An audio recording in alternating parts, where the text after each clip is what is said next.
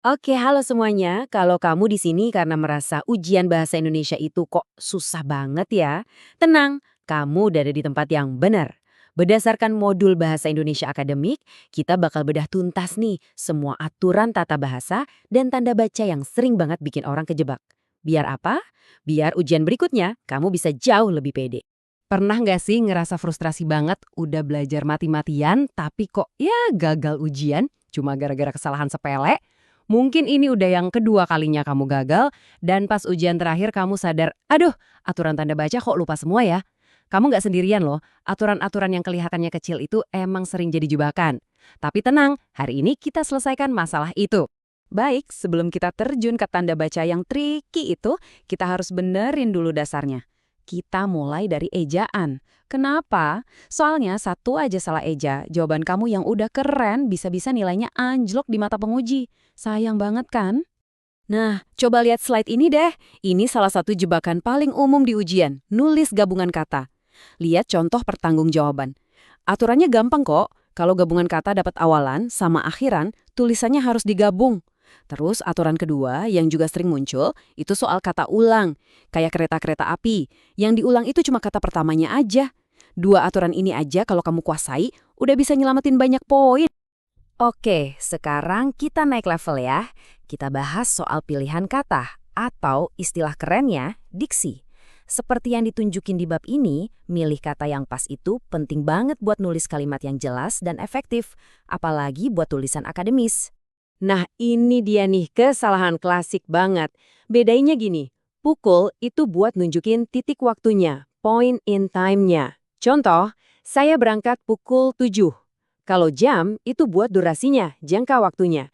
Saya belajar selama 2 jam. Jangan sampai ketukar lagi ya, ini poin gampang yang sayang banget kalau sampai hilang. Ini juga sering banget bikin keliru. Dari sama daripada. Gini deh cara gampangnya. Dari itu buat nunjukin asal, asal tempat, asal bahan, atau arah. Nah, kalau daripada, dalam tulisan formal, aturannya ketat banget. Hanya buat ngebandingin dua hal. Jadi, kalau kamu nggak lagi membandingkan apa-apa, udah hampir pasti pakainya dari. Setelah milih kata yang pas, kita harus susun jadi kalimat yang efektif. Emang apa sih kalimat efektif itu? Gampangnya gini, kalimat efektif itu pesan yang mau kita sampaikan nyampe ke pembaca persis kayak yang ada di kepala kita. Nggak pakai muter-muter, nggak ambigu, jelas dan to the point. Oke, sekarang kita tes dikit ya. Coba dilihat kalimat di slide ini. Ini contoh langsung dari modulnya. Sekilas kayaknya benar-benar aja kan, sering kita dengar orang ngomong gini. Tapi di ujian, ini salah besar. Coba, perhatiin lagi deh. Salahnya di mana ya? Aku kasih waktu bentar buat mikir. Gimana? Udah ketemu? Jadi gini, kesalahannya itu ada di pemborosan kata jamak. Kata para itu kan udah artinya banyak, udah jamak.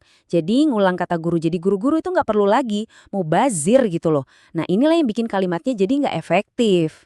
Nah cara benerinnya gampang, pilih salah satu aja. Mau pakai para guru atau guru-guru? Boleh. Yang nggak boleh itu dua-duanya dipakai barengan.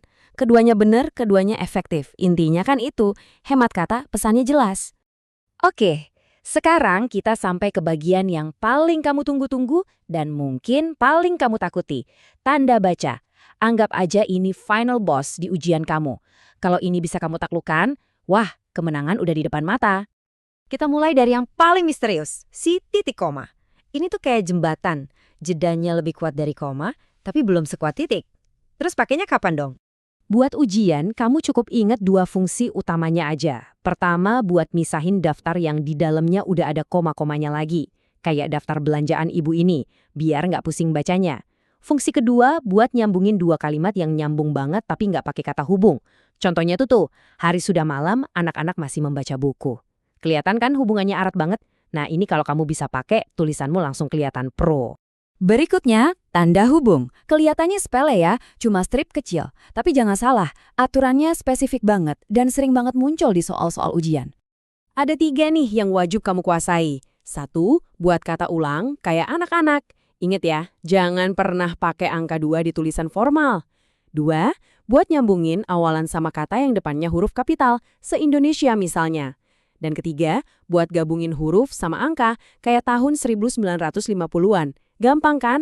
Tapi krusial banget. Oke, kita udah bedah semua nih. Dari ejaan, pilihan kata, kalimat efektif, sampai si final boss tanda baca. Sekarang yuk kita rangkum semuanya jadi semacam checklist praktis yang bisa kamu pakai pas deket-deket hari H ujian. Nah, ini dia 3 langkah terakhir sebelum tempur. Pertama, review lagi aturan tanda baca, terutama si titik koma sama tanda hubung tadi. Kedua, coba deh latihan nulis terus coret kata-kata yang nggak penting, biar kalimatmu efektif. Ketiga, cek lagi pilihan katamu. Udah bener belum pakai pukul atau jam? Dari atau daripada? 3 hal ini aja bisa jadi penentu kamu lulus atau enggak loh. Dan ingat ya, ini tuh bukan cuma soal nilai ujian. Kayak kata ahli bahasa kita, Pak Anton Mueliono, bisa menguasai bahasa baku itu nambah wibawa dan gengsi. Jadi, ini investasi buat masa depan kamu juga. Dulu, mungkin kesalahan-kesalahan ini yang bikin kamu gagal. Tapi sekarang, kamu udah tahu di mana jebakannya. Kamu udah tahu cara ngatasinnya. Jadi pertanyaannya sekarang adalah, kamu siap kan buat lurus ujian berikutnya? Saya yakin kamu pasti siap.